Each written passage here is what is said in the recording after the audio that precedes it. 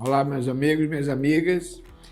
Hoje o tema será implantes mamários, mas abordando assim, o tipo ou os tipos que existem de implante, quando cada um deve ser utilizado e por quê.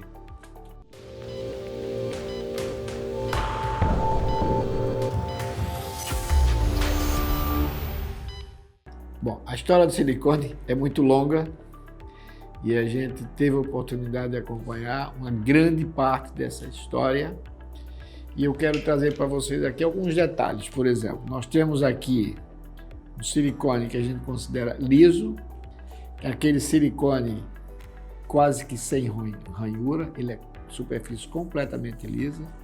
Nós temos esse segundo que é o silicone texturizado, ele já tem uma ranhura, ele tem mais um pouco de adesão no tecido.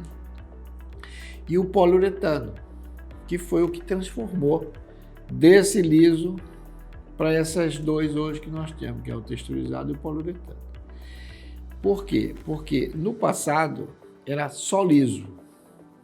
Então o que acontecia? Era um silicone onde a contratura, aquilo que faz o endurecimento do silicone, era muito frequente, porque ele era completamente liso. Hoje existe o liso, mas não é tão liso como era no passado. E ele tem também uma qualidade, claro, tecnológica, bem melhor do que tinha no passado. Mas foi exatamente quando foi lançado o poliuretano que mudou o tempo de contratura para 10 anos ou mais, que antigamente a necessidade de troca era em torno de 4, 5 anos. Depois do poliuretano é que surgiu a texturizada, que tem uma textura um pouco menor. Isso nós estamos falando de cobertura do silicone. Hoje, todas essas três silicones têm a mesma qualidade, inclusive em relação à contratura, porque não é somente a parte externa que faz a contratura. É o que tem também aqui dentro, é um silicone que a gente chama de autocoesivo. E ele tem uma reação também menor do que tinha 30, 40 anos. Então, falamos de cobertura. A outra coisa é sobre projeção do silicone. Então, você vê aqui uma projeção baixa, você vê uma projeção média, como essa aqui também, e você tem uma projeção mais alta. Isso vai depender do tipo de paciente, do tipo da pele que o paciente tem, do desejo de projeção que esse paciente deseja, mas também da sua conformação no tórax. E mais, do conteúdo. Se esse paciente tem um volume de glândula e de gordura iguais, ou se tem um desequilíbrio maior, mais de glândula ou de mais de tecido gorduroso. Dependendo dessa qualidade da pele e tecido interno do paciente, a gente vai escolher diferentes tipos de projeção, inclusive de base, se é mais larga, se é mais estreita. Se o paciente tem um tórax mais estreito, você não pode usar uma base muito larga, porque você vai marcar na pele esse silicone. Então, tudo isso é um conjunto. O desejo do paciente é o primeiro que tem que ser respeitado. Mas nós temos que explicar para o paciente qual que vai ser o melhor implante para ela, para que tenha a uniformidade e a união de todos esses fatores e do tamanho do silicone e da tua forma. Esse silicone é um silicone especial. O silicone tem uma forma de uma pirâmide, é o cônico. Eu, por exemplo, tenho uma experiência boa quando eu vou fazer a troca do silicone. Quando o paciente já tem um silicone há 8, 10 ou 15 anos, ele já assumiu uma forma, ele já, vamos dizer assim, ele conversou com o tecido do paciente, com a gordura ou com a glândula, e ele já deu uma expandida naquele tecido. Então, esse silicone, qualquer das formas que nós colocamos há mais de 10 anos, eles vão estar com uma forma muito parecida com essa. Então, em alguns casos, a gente usa esse porque já vou substituir o que o paciente já tem.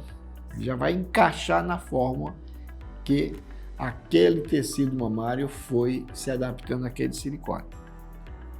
Outra coisa interessante, a gente pode ver aqui, lá atrás, o que é que você imaginava? O silicone não pode ser muito cheio, tem que ser um pouquinho vazio. Por quê?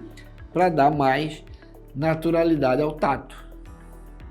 Isso com o tempo se mostrou que com o avanço da tecnologia, nem sempre isso é verdade. Então, os silicones hoje, eles são feitos de uma forma mais cheia. Por quê? Porque essa compensação de ter um contato mais natural foi substituído pelo silicone interno, a tecnologia do que está aqui dentro. Porque o silicone tem essa cápsula dele, né? E você tem o silicone gelatinoso lá dentro. Então, esse silicone que está aqui dentro, ele muda cada ano e fica melhor. E então, esse silicone mais moderno deu esta suavidade ao tato daquilo que tinha no passado que precisava ser menos cheio. Então, vejam, são muitos detalhes que a gente não pode, assim, às vezes, numa conversa, explicar tudo. Estou querendo mostrar para vocês o que existe e que isso, claro, tem que ser esclarecido durante uma consulta. Então, não é só pensar, eu quero colocar um silicone. São vários fatores que devem ser analisados e também, principalmente, aquilo que o paciente nos traz.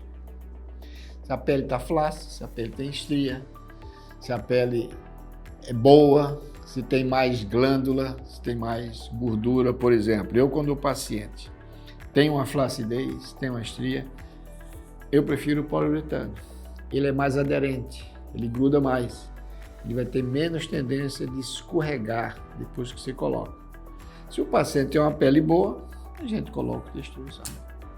Lembre-se bem, cada caso é um caso e o médico tem que avaliar junto com o paciente qual que é o melhor tipo de silicone para o caso dela. E, finalizando, queria lembrar a vocês que se você tem alguma amiga que está precisando colocar um silicone, você tem a proximidade com ela, encaminhe esse vídeo, com certeza vai ajudá-la na decisão.